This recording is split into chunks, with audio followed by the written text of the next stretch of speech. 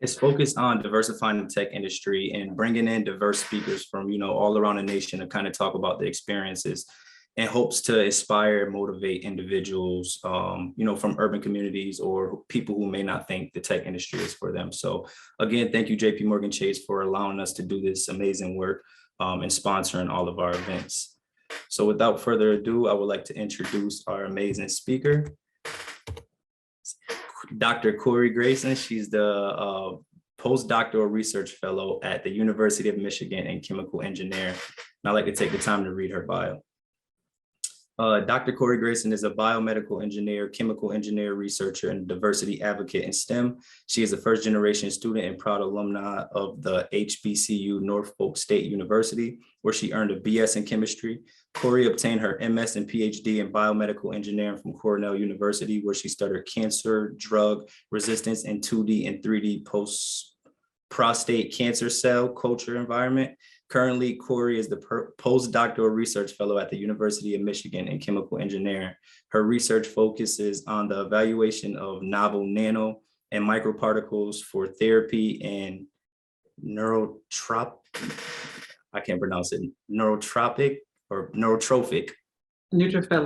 neutrophilic, okay. Acute inflammatory disease and cancer. Korie is passionate about increasing the number of underrepresented minorities in STEM by illustrating that representation matters.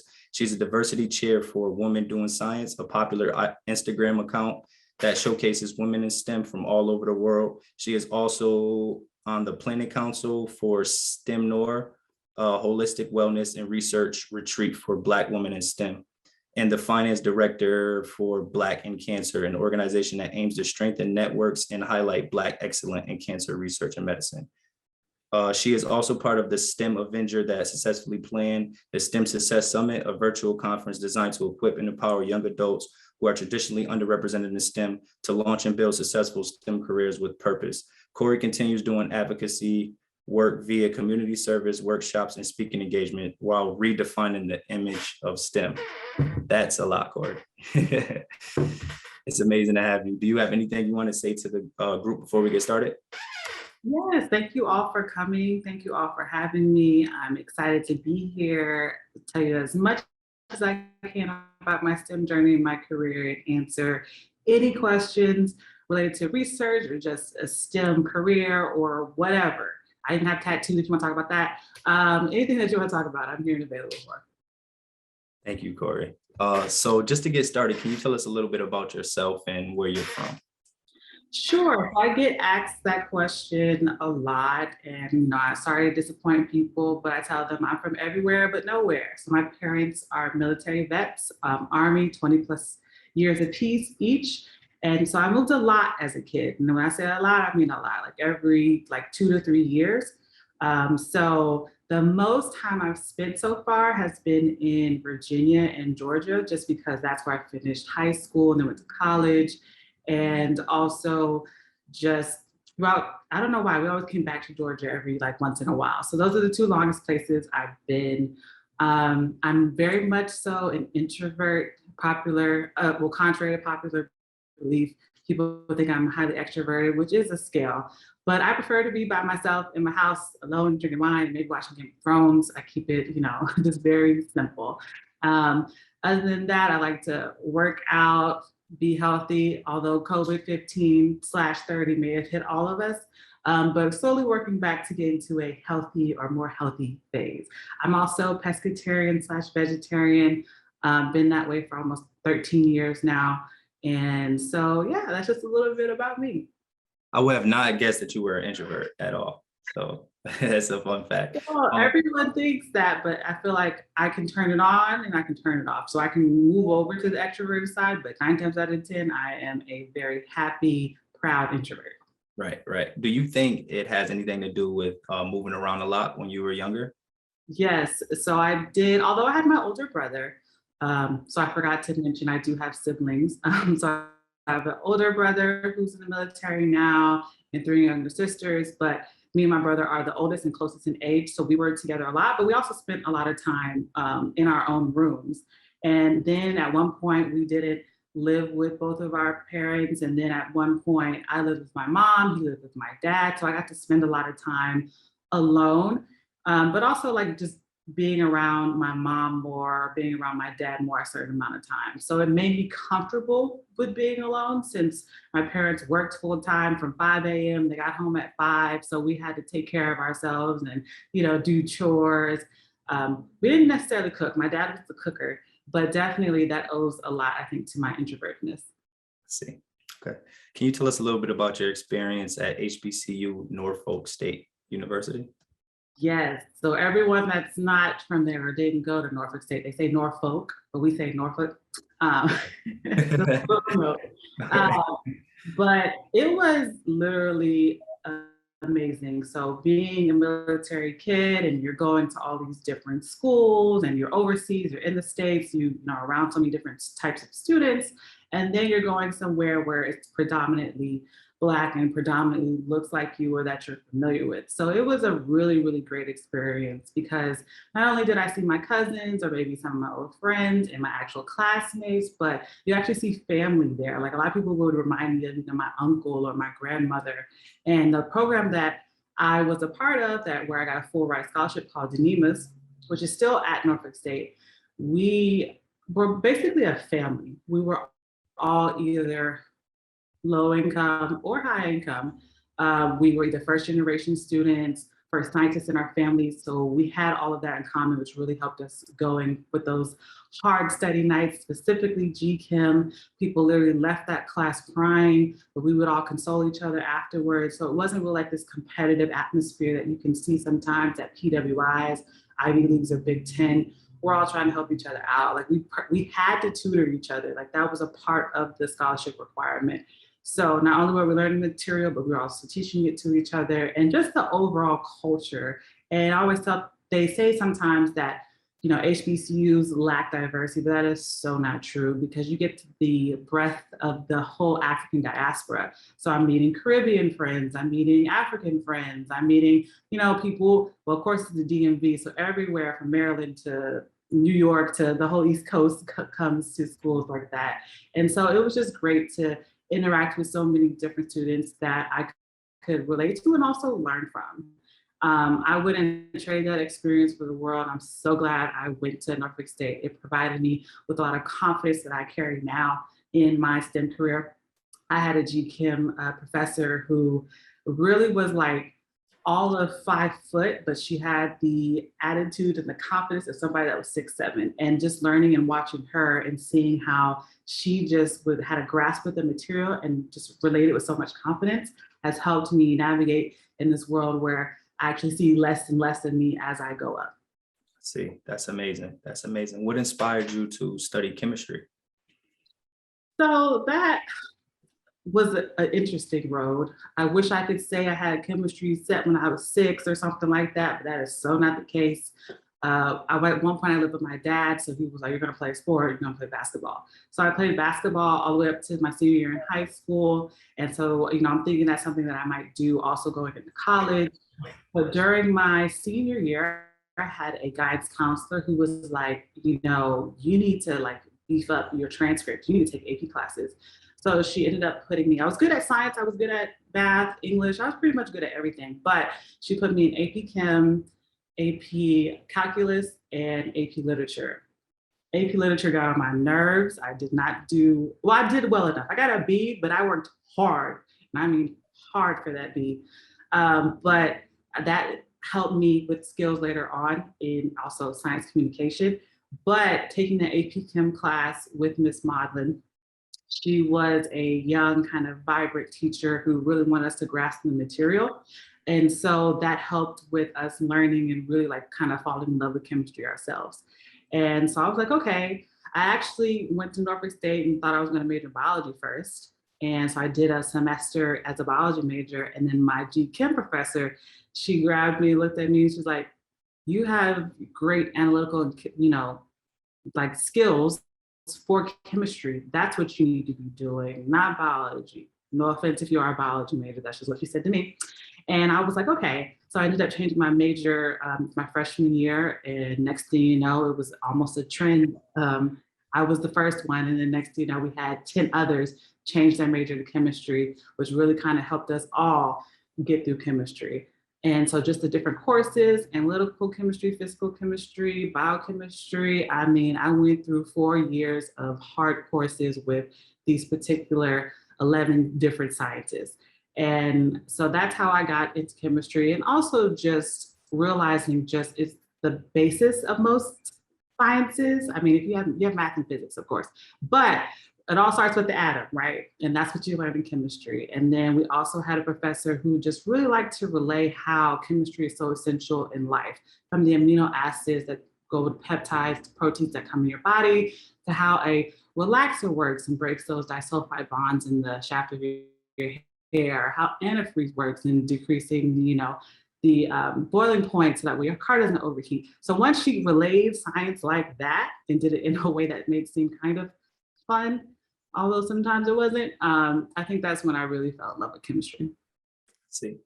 So you said you took a series of difficult classes. I'm sure it ramped up when you pursued your PhD. So can you tell us a little bit about that experience? Yes, of course. So I was a chemistry major pre-med, and so I actually had a feeling I was going to be a different kind of doctor, a physician, an MD. And so that was the initial kind of goal and trajectory. But then I realized I don't like hospitals. I really don't like to be around patients like that. I've seen a couple babies be born. I'm like, I don't understand why people think that's beautiful, but I guess, okay, it's different strokes for different folks. But I realized I liked research, and I was good using or being at the bench and using chemicals and running assays. That was good for me. So I decided, after college, I'll wait, apply to the, different PhD, MD programs. I was going to do a combo, but I wasn't accepted into any of them because if y'all haven't heard, the MCAT is very, very hard, and MD PhD programs are actually even more difficult to get into than med school in general. So I was like, all right, what's plan B? So I actually struggled for maybe like a year before I found a good, decent job. I worked retail at Macy's and SunTrust, so I got really good at handling and counting money and dealing with customers and doing customer service. But eventually, finally, I landed a job at a biomedical engineering kind of device company. And I worked on HeroGraft, which is a dialysis graft that some dialysis patients use when they're kind of at the tail, I would say their veins are no longer as usable as they once were. So you do a lot of poking with dialysis, and that can actually cause central vein stenosis or collapse. And so they use our device as kind of like another way to improve the quality of life, to give them another access point. And so I was a part of the manufacturing of that as well as the assembly. But I realized in order to make more money in that company, you either had to be there for an X amount of years, and time, I don't necessarily think I had that time, or you had to have a higher education. So I decided to apply for PhD programs, and I got into Cornell University for biomedical engineering. But like I said, I had a chemistry background, not an engineering background. So during my PhD, I had to take a lot of engineering courses to get that understanding of what engineering actually is, and actually applying it to the stuff I do now, which is a lot of biomaterials, drug delivery. So I'm taking fluid mechanics to understand blood flow, or just flow in general of fluids and how that works, even in biomedical devices. I'm taking stats, I'm taking drug delivery, I'm taking all of these course differential equations so that way I can understand how to do the math or how it's used in the programs that we use. And that was hard, I'm not even gonna say, because going from a place like Atlanta, Georgia, which is where I was, to Ithaca, New York, drastic change in demographics. And so there was a little bit of a culture shock. And then being a place, HBCU in Atlanta, where you're kind of like a majority, or at least you see a lot of yourself, to not really seeing yourself at all, it was a struggle. So really trying to find community, find peers that I could relate to. Thank goodness I came in a class or a cohort where I had two other Black female graduate students. So, we were able to help each other when we could, but it definitely was a stark difference. And then adding that coursework on top, there were some times, I'm not even gonna lie, but, just actually talking to my advisor, even doing therapy, because Ithaca. Again, sometimes you don't see sun for a couple of months, which is not good for the body or for the mind. Going and doing things like that, getting really active into working out, really helped me get through those times and also just survive grad school as a whole. A lot of the things you mentioned sound very difficult to someone who was not studying it. Did you ever get the feeling of maybe imposter syndrome that you weren't cut out for that kind of work, or were you always just confident in everything that you were doing going into making that transition from chemistry to focusing more on engineering? Right. And so the imposter syndrome, I don't think, or at the time, I didn't really deal with it because I feel like imposter syndrome is more of a long-term battle. And which is, valid, and everyone maybe has a small instance or maybe something you suffer with even to this day. So for me, I never really necessarily had imposter syndrome as thinking like I don't belong here. It's more of like thinking, okay, I need to step my game up because I do belong here. I was accepted into this institution just like my other peers. I just may have some gaps in my knowledge that I need to kind of work on in order to be at the same level. But I've definitely had friends who have imposter syndrome now who are brilliant, and they still think that, somebody's gonna call them out as fake. And I'm like, no, you're meant to be here. And I want to owe that a lot to my mom, who definitely instills a lot. I mean, she never told me I couldn't do anything or be anything. And then also my experience as being at an HBCU. Again, when you have professors that tell you you can't do something, or they scold you because they know you can do better, it's just like, okay, this is just another challenge. So I've had doubts. I've had moments where I'm like, I don't know if I necessarily want to do, keep doing this, but I always knew like, you know what, I'm here, I'm in this program, I'm getting a PhD. Like I'm gonna finish it regardless. So that was kind of the plan. But I have friends who definitely give workshops, seminars, and know about imposter syndrome and, deal with it and still are dealing with it. So there are definitely some helpful tools out there for anybody that is.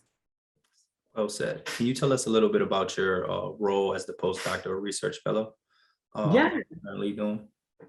So people like postdoc, what does that mean? That literally is post after your doctorate. So I spent 6 years doing my PhD, which was a whole nother thing I'm sure we'll get into. And then afterwards, if you want to go into academia or stay at a research institution, you do what we call postdoc. So you have your PhD, but you're in the lab and you're working full-time as a scientist and hopefully gearing up to transition into faculty. So you're getting a little bit more responsibilities.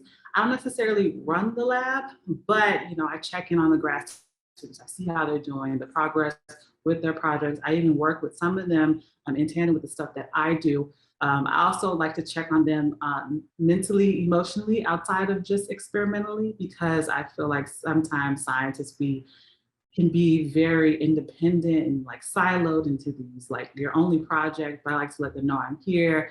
I've just recently went through this experience, so I understand. And so that's pretty much what I do on a day-to-day basis. I don't do classes. Like I keep telling some of my family members, I am no longer in school. I just work at one. And it's been a pretty rewarding experience. And so I'm really enjoying it so far. Sounds amazing. So it seems like you've been able to leverage the work that you're doing as a professional and kind of, turn that into, social impact and, social notoriety. So can you tell us about, how you kind of gained such a huge following on Instagram? I think you have about 25,000 followers or something along those lines. How did you gain that huge following essentially? So it happened maybe over a year ago. Like I just honestly was mostly with my friends. Those were my followers. I followed them, maybe like 3,000, 5,000 people from Norfolk State, people I knew from wherever. And I think it just grew in popularity because I was authentically me. And so I would show not only me kind of dealing with grad school, going through it, but also fun things. Like I love Trinidadian culture and I love going to Carnival. And so people really were just drawn to that. It wasn't until, like I said, last year when I defended that my account just grew and grew and grew. Part of that has to do with a couple of things going viral. The first one was like a wipe it down challenge, if y'all remember that from last year. And so that went viral, was featured on a lot of pages like DL Hughley and some, I think SZA said congratulations to me. So that was kind of cool. One of my favorite artists. And that really kind of just like, okay, that's how people found me. And then after that, it's just like a couple of other things that people just have noticed and, you know, taken, and they just come to my account. And if you follow me on social media, specifically Instagram, I like to post a lot of memes and make people laugh, specifically within my stories. So people like that as well. So really I guess the secret or whatever people are looking for, I'm just myself, and people just happen to like it. I don't really hide anything. Well, I keep some things personal, obviously. You don't know my whole life, but I like to just share my journey as a grad student, or was as a grad student, now as a postdoc, even like different things I'm doing now, trips I take, outfits I wear, things I do, and people just really, you know, like and enjoy that. And so that's Team Korie. If you want to follow me, that's on pretty much all my social media platforms. Amazing. Authentically you. Yes. Love it. Can you tell us a little bit about the advocacy work that you do for underrepresented minorities in STEM? Sure. So it's a lot of things, but it first came about when Women Doing Science, which is a page on Instagram, they reached out to me, specifically Alex. She's like, I want to feature you, which is what we did. And then afterwards, she was asking me ways of increasing diversity on the page, because we've got a lot of submissions, but not a lot of diverse ones. And so I was like, okay, I'll cut. And she offered, I guess, it was like, well, can you come and like help me? And I'm like, okay, cool. So I went and started just looking for scientists of different disciplines, of different shades, of different cultures, religions, whatever we could find, ethnicities, and started getting them to really like apply and also be on the page. And so at that moment, I think maybe she had already grown it to 20,000, and then we have grown it to over 95,000. And so that's a very nice community that we, you know, like to cultivate for women in STEM, and to show like an international movement of women in STEM across the board. So that was the first thing. And then STEMNoire, which is also close to my heart, was just really showing and creating a safe space for Black women in STEM. Sometimes we don't always necessarily feel like we fit in the minority category or the woman category, and we have our own specific struggles that we would like to talk about and create that safe space. So that's what STEMNoire is. And so we recently had our first conference, and we got to have Black women in STEM speak about their experiences, give workshops, give keynotes, and we paid all of them. A part of my advocacy is that women are paid because of the gender gap and the fact that we just have inequities when it comes to paying. We want to make sure that when it comes to us doing service and work, even for each other, we get paid. So I have a lot of conversations with my friends about, you know, making sure that they understand their value and their worth, and, you know, what they can do and what they can ask for. BlackInCancer came about, which is another organization. We're trying to turn that one into a 501(c)(3), and that happened specifically after, you know, the summer, George Floyd, social injustice, Breonna Taylor, and it started off with Black Birders Week, and then it kind of went into its own fractions of Black in everything. If you can look up Black in, something will pop up. But BlackInCancer was special to me because that's the field I work in, or at least the disease I particularly enjoy figuring out how to treat. And that really just kind of has blossomed, where now we have our own postdoctoral fund, which you can have, you know, postdocs apply for. So now we're also trying to give each other funding. So those are the ways. I feel like the advocacy part a lot is not only in like talking about the steps, but also providing ways for us to kind of step up that chain and that ladder. And then last, the STEM Avengers, or the STEM Success Summit, which is happening in November. So register for that. That is something real exciting, because that was an initial effort by some friends of mine who just put together a virtual conference before they were virtual conferences. And they had like 1,000 attendees show up. And I was like, oh, that's pretty cool. That's amazing. So next year, they didn't really ask. I just joined the team, and I just started working with them from there as the like program kind of logistics coordinator, dealing with the speakers. And we make sure we pay them as well, as you guys can see the running theme here. So that was really fun. We did 2,000 this past year, and now we're aiming for 3,000, and we have some attendees, and we have some really cool speakers like Dr. Korie, who was the head scientist for the Moderna vaccine, Chris Carter from The Pursuit of Happiness, if you know that movie with Will Smith and his son in it. Some great other speakers that, you know, truly we have find like some connects to that we got to speak at the summit. So that will provide ways and also workshops for young people that are interested in STEM to like kind of figure out their trajectory or their ways to do that. And so we had some huge sponsors like Best Buy, General Motors. This year we have CVS Health, working on a few others. So again, you know, getting access to funding, access to those funds so we can put on things like this for people who don't necessarily have access to it. I know when I was coming up, I didn't have any of these things. And so being able to provide that, you know, for different type of people who don't think like STEM is an option or a chance, to me really is just what kind of keeps me going. And last but not least, I also do my own self-advocacy workshop. And so this is something that started after I graduated from, with my PhD. And then I realized a lot of female students in academia had a hard time advocating for themselves on some of the things that were maybe easier, a little easier for me, or a little bit easier for me to deal with. So basically that was just showing how can I, or showing them tools and how they can better advocate for themselves. And so I always tell them it's a 3-step process. You know, it's knowing yourself, knowing your values and your needs, and then knowing how to get them.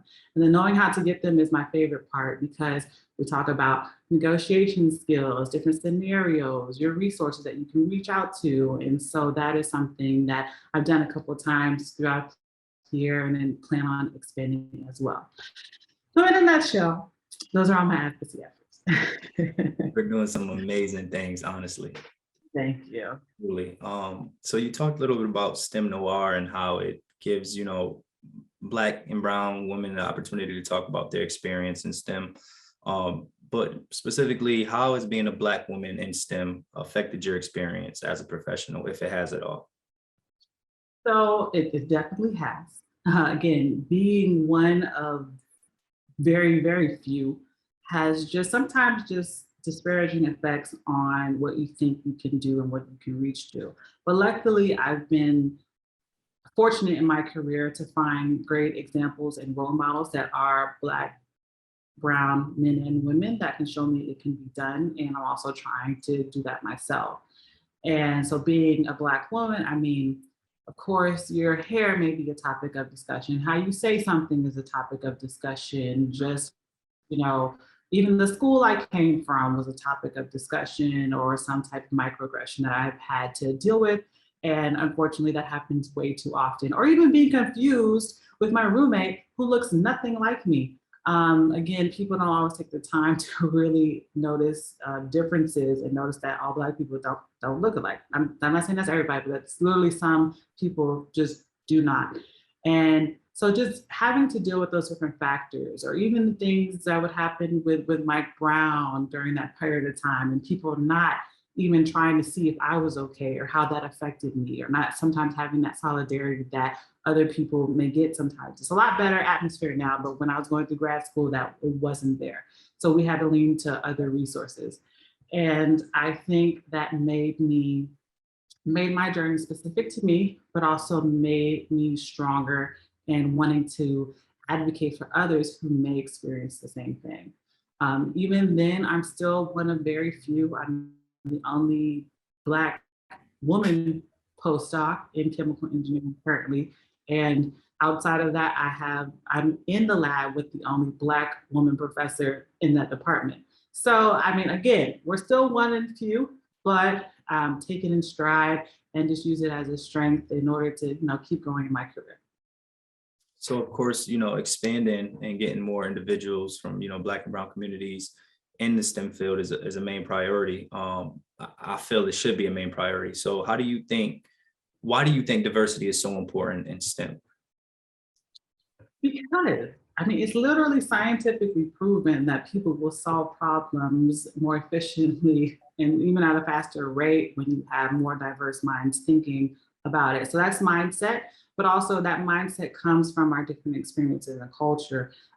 in religion, in different places that we've been. And so that was why you have to have what we call you need to have a diverse workforce, a diverse STEM workforce. Because imagine the problems that we could possibly solve if we weren't always looking through it through one lens or one kind of historical lens that has how many tainted views or not necessarily objectionable views. And so that's why I think it's really important that we increase the diversity, not only in gender, not only in race, not only in religion, but also in neurodivergence and disabilities. We need people who rarely represent all of America in order to solve, or even the world, the whole world. It really, to solve these problems that we're faced with today. It's not going to take one kind of people, it's going to take everybody. Well said. I have one more question. What advice would you have for others looking to set off in a similar path as you? Reach out to people who you see doing it.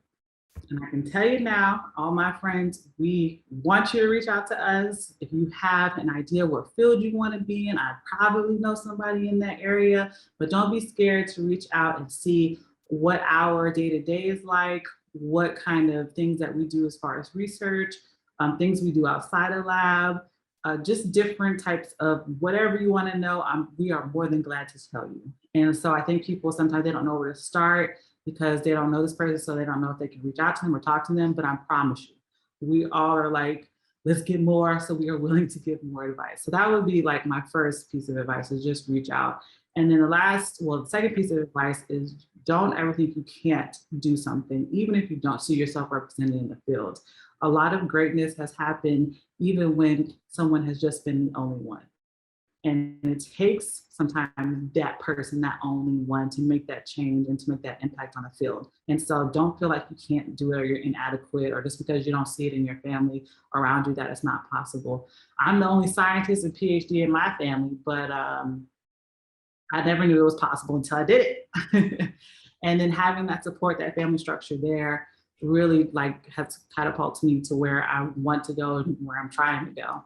And then the last one is just be yourself. A lot of times we like to fit in and have change our personalities or you change our mannerism or our ways to make people feel comfortable or to kind of adapt in order to survive. But I tell everyone, I've been myself since day one and it's gotten me this far and I'm going to keep being myself. Whether it is I change my hair up or I have another pair of quirky glasses or I buy, which I'm planning on doing soon, another pair of Jordans, whatever it is, I'm gonna be me regardless. And that has worked. So always be your authentic self. Great advice. A question from Leticia. What is your support system like now in Ithaca? What is your support system like now in Ithaca and how does being one of a few or the only one motivate you? So I'm not in Ithaca anymore. I'm in Michigan. I don't know how much better that is, but luckily here, or even in Ithaca, if we go back to Ithaca, what really helped was finding community that I could really like or could really speak to me. So I worked in the DPE, or what we call Diversity Programs and Engineering Office, which definitely was a place or a safe haven specifically for underrepresented minorities in engineering. And that was a family that we were able to have and be able to talk to from the directors to the actual students and other PhD students. So yes, community is key and you just have to find that. At that time, Instagram and all that stuff wasn't that big exactly. Well, I mean, it was, but I wasn't really using it to connect, but now you have the internet, you have Instagram and Facebook or LinkedIn, and you can reach out to people and start whole friendships and support groups with people you never even met before. There's still so many people that I have not met face to face, but I feel like I know them from my IG DMs or just from tweets or whatever, because we just constantly talk to each other or we're creating that community or we have certain things in common that just really kind of help us, kind of build. And so I really think that finding that community, that support system, if you don't have family or if you don't have a spouse or whatever it is, finding that within your school or outside of your school also helps. So definitely keep those in mind. And I said, how does being one of a few or the only one motivate me?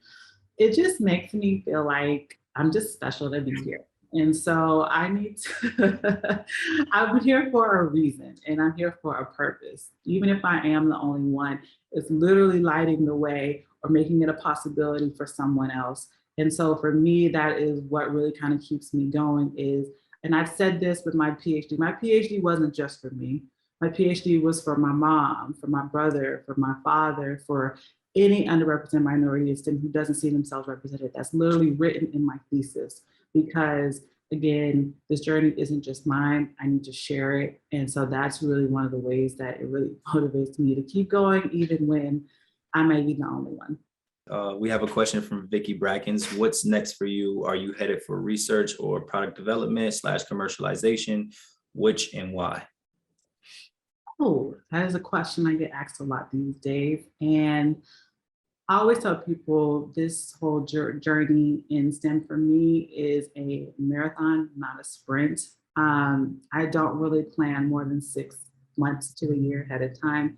And so with that coming in mind, 6 months from now, I'm really kind of filling out my postdoc, really trying to understand if research and teaching and mentorship in that way is something that I really want to do, or do I want to go back to industry and make some more money?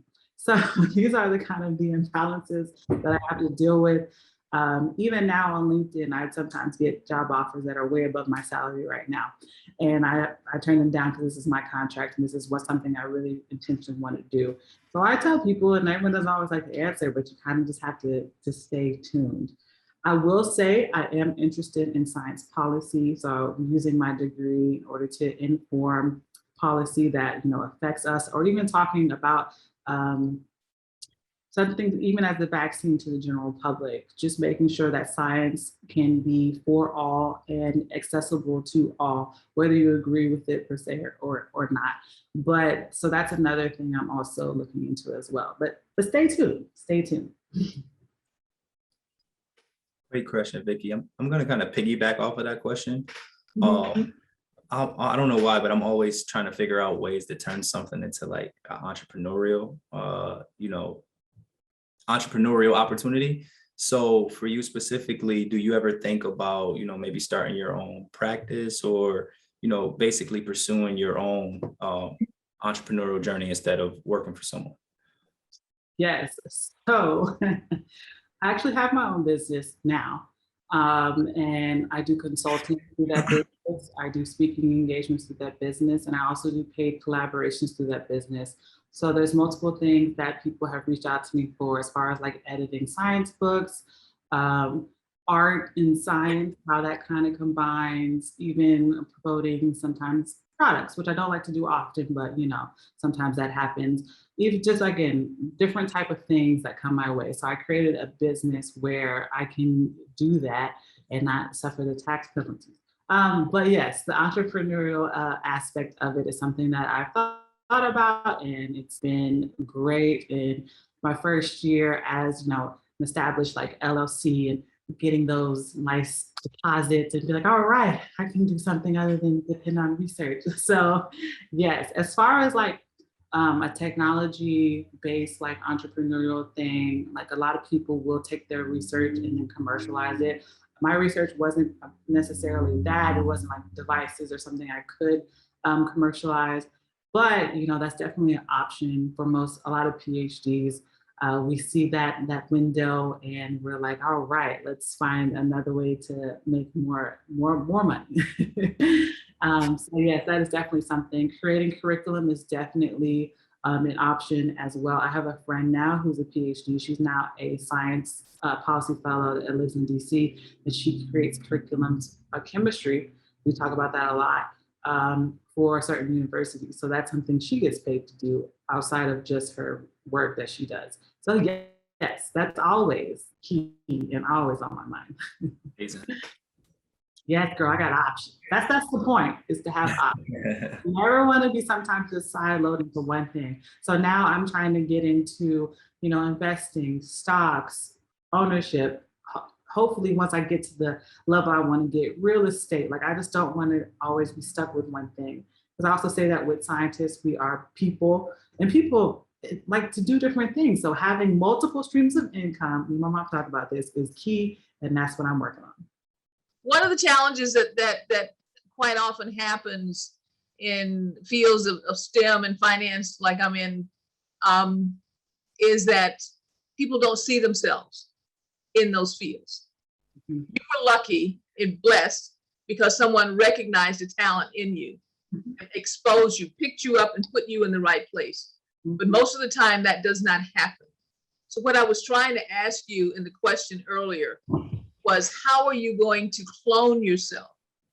How are you going to clone that experience? Or do you think it can be, so that more individuals through either technology or through systems or whatever can have the opportunity to see themselves in a career like yours? Yes, and great question, Vicki. And so it's really the power, I feel like, of the internet and social media. Literally every week, I have someone that comes to my DMs like, I didn't even know about this until I met you or saw your page. I didn't know I could do this. You inspired me to be in a PhD program. You inspired me to be in STEM. And that's honestly by me just being myself. And so that's, again, just putting the message out there and the picture out there. Like, a lot of times, like, I'm not necessarily a computer programmer, but the fact that they see somebody that's, STEM adjacent, it literally just like keeps them going. And so that's really, representation is what really matters, and having that seen visually or represented in a person. And so for me, just again, being myself, putting myself out there, showing them my day-to-day sometimes on my stories, what that looks like. People are literally in my inbox like, well, how can I do that? How can I do that? And I don't even know these people, but then some of them become my mentees who I now mentor. One particular student reached out to me, she's like, you're the first Black biomedical engineer I've ever seen. And so she's been my mentor for about 2 years now. And so she got her master's in biomedical engineering from Cornell, which I helped her on her application to get through. And then now she's doing her PhD in a different program. But so actually having, that action of mentoring people to help them get there and giving them the tools or the skills or things that I learned from is like kind of my way and other people's way of getting us into the door. We have another question from Leticia. Do you feel like people typecast you? Can you talk about how scientists are more than just nerds? What other interests/talents do you have? So if people probably do typecast me. I was in a meeting earlier today and I was like, hi, I'm Korie. They're like, oh, you're the postdoc with the social media. I follow you. And I'm sure they have an impression of maybe who I am from what they see. A lot of times I speak my mind and I'm very direct, so people can obviously think of the angry Black woman stereotype. But at this point in my career, I just don't care, and I don't have time to address everyone that feels intimidated by me. That's a lot of time wasted when I could be doing something else. And it's not my job to break down stereotypes and biases, implicit biases and explicit, that you have. That's your problem, not mine. Only thing I can do is just be myself and keep doing my research and exceeding in the field and showing people that it's possible. So I'm definitely sure it happens. At this point, I'm just too tired to really take too much care into it. And I know that takes time. That's something that I built a lot of times in the beginning. It was like, I would be distraught if someone said anything to me, whether it has to do with my gender or my race or my research skills. But after a while, I'm like, look, God has a plan for me. This is it. This is where I'm supposed to be. And nothing you can do or say is going to get in that way. So yes, scientists are more than just nerds. And I did a post actually, maybe like a year ago, that says, some of us are a little weird, a little more weird than others. We have tattoos, we dye our hair, we are travelers, entrepreneurs, DJs, hustlers. We are people. We're not just nerds, we're multifaceted. And that's what I think, specifically those who are also interested in things just outside of their STEM career, really makes us diverse and make us really compelling. As far as other interests and talents that I have, I wish I had more talents, like I could play the piano or something or sing really well. I can harmonize, but I'm not about to sit here and do a solo. But I think for me, my other interests, music. I love music. I listen to music every day, specifically more of the R&B fashion. I have a Sade um, vinyl over there, so that's what you'll hear me listen to. I love wine. I fell in love with wine during grad school for obvious reasons. But that's also something I really have gotten more into as far as like wine tastings and also like orange wine, which learning how that is made is also interesting to me. So those are, and also I'm still an athlete, so I still like to play basketball. Me and my partner, we went to Dave and Buster's, and I beat him in the whole free throw. So people don't also know that about me because I keep that on the hush. But so many different kind of things. Oh, I'm into hair. Some people would call me, I guess, a natural hair influencer. My hair is called Sheila. I named her because people look at her sometimes and notice her before me. So that has been a thing that I kind of recognize, but also show how proud I am of my natural hair, because it's been a shift, especially for Black women, in understanding their natural hair or hair in general. I was just kind of following up on the comment that you made as far as you and your mentees, excuse me, you and your other colleagues sharing with mentees through social media, et cetera. Are you capturing the data on impact? Great question. So one of the ways, not me particularly, but as a group that we're trying to do that was through STEMNoire. So we're trying to get the IRB, or I think we've gotten an IRB approval to actually translate that into a publication. So that way you can see like, okay, this is what happens when you have something specific for, this group. Women doing science, we definitely have reached out to our features on the page as well as our audience to use that data to also talk about diversity in STEM and how that works. And I'm also writing another paper. So basically as a scholar, right, I'm trying to take most of the stuff that I do and turn it into a publication so people can see the impact and actually like, okay, now we have numbers, we have data, this is definitely working. That's a great question. No one's asked me that one before, but yes. Okay, good. I'm glad you're doing that because there's some pushback these days on whether or not diversity really moves the needle and whether there is an actual process that will move the needle that's sustainable. And so picking up that information, since it's coming to you naturally because of what you already developed under your social media, really critical. So I'm happy to hear that. I'm sure, Marcus, you can figure out a way to make sure that we can support whatever we need to. Of course. To help that move along, okay? Of course. Yep. Great.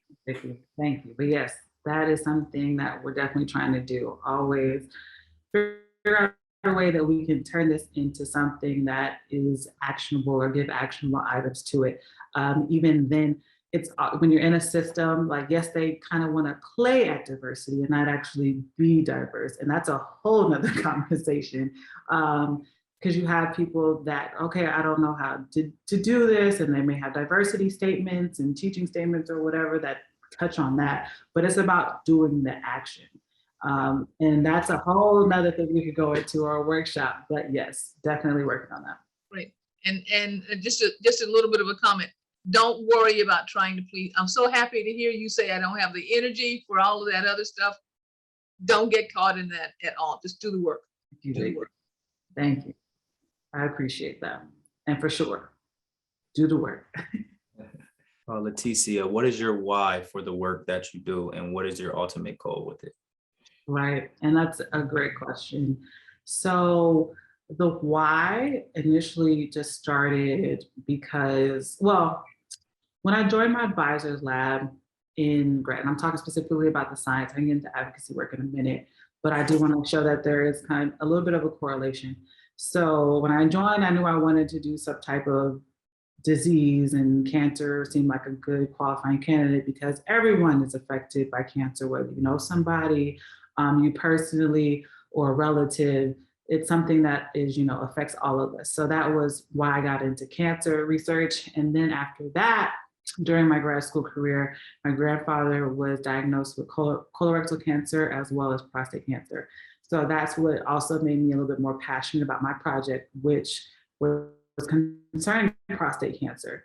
And so he was the motivation, and also my family, because cancer unfortunately runs in the men in my family on my dad's side. And also knowing that prostate cancer and a few other cancers disproportionately affect the African American community, it also became a part of my why.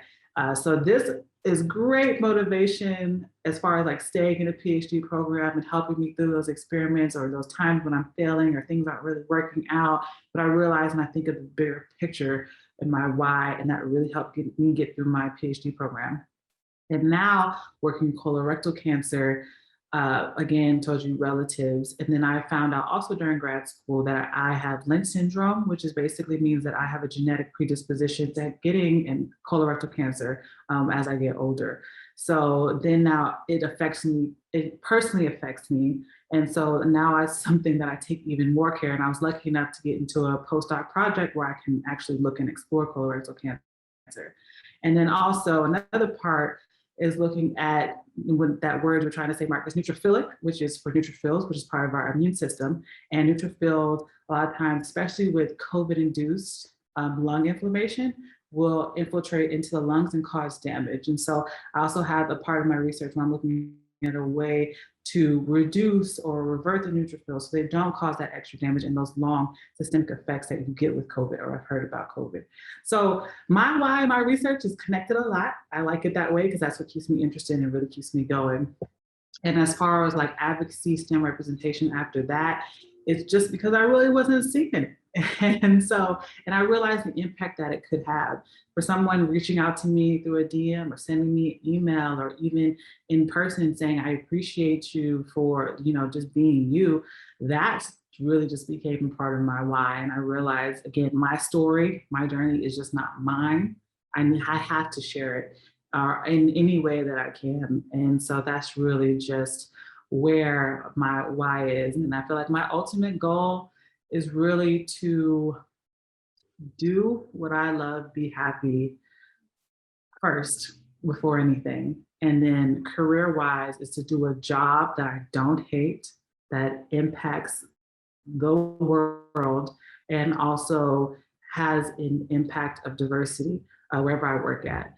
So that's really my ultimate goal. It's not necessarily be a millionaire, billionaire, although that's nice. But those are like the core goals that I really want to achieve in my life. Okay, so thank you, Korie, for joining us and giving this amazing speech. It was truly amazing, a pleasure to talk to you. Thank you, everyone, for attending and asking those amazing questions. This was a very engaging event. For future resources or future events, you can visit the Center State CEO website. If you want to engage with us on social media, you can follow us at Generation Next 315 on Facebook and Instagram, and you can follow Korie at Team Korie on Instagram. She's super famous. And if you have any questions on how to get involved with tech and culture in the future, you can reach out to us at generationnext@centerstateceo.com. So again, thank you everyone for joining the Tech and Culture Speaker Series, and have an amazing night.